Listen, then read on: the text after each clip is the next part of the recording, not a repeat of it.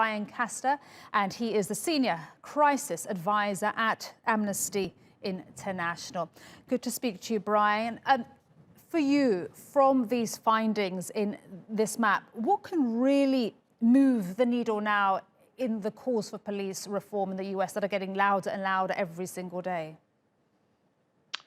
Thank you for having me on. I think if, lawmakers across the country, what we hope they get from this map is that police violence and these issues of use of tear gas and beatings and use of rubber bullets, it's not confined to one city or to a few bad apples or just to Minneapolis or just to Los Angeles or just to Baltimore or Washington, D.C.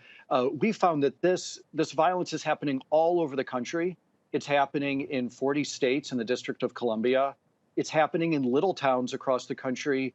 And I think if your viewers, if they go to our map and look through some of these videos, they'll find that just the threshold, the level of what it takes to get the police to use violence is just so low.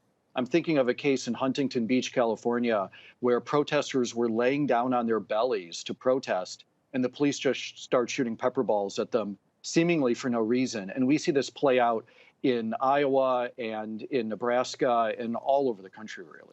And there have been some changes, though, Brian. Is that not enough at all?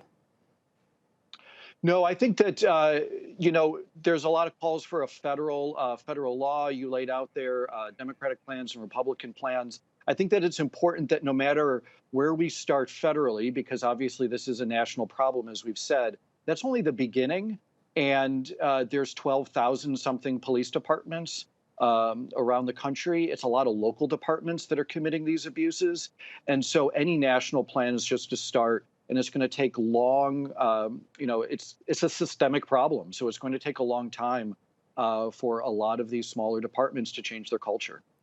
And do you think that it can happen quickly? Because just 2 weeks after George Floyd was killed, we saw Rayshard Brooks killed, and that was still in the limelight, in the headlines, and yet look what happened.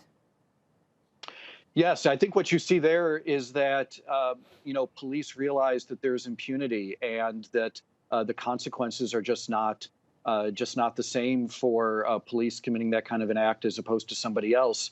I used to be in the U.S. military, and when I had to discipline one of my troops, there was no other body like the union that would come in later and say, well, you know what, actually, no, your discipline doesn't count. And in fact, we're going to promote this person. Police behavior is really only going to change when the impunity changes and when victims are compensated and when there's real justice.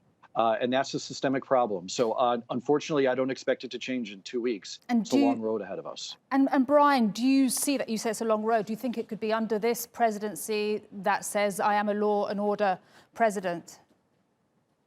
I think that's going to be challenging, but I would call on all lawmakers of goodwill to do their part in this. I think that we are in a moment and there is an opportunity here to at least take that first step on the long road. All right. Thank you so much. Brian Castner from Amnesty International. Thank you for your time.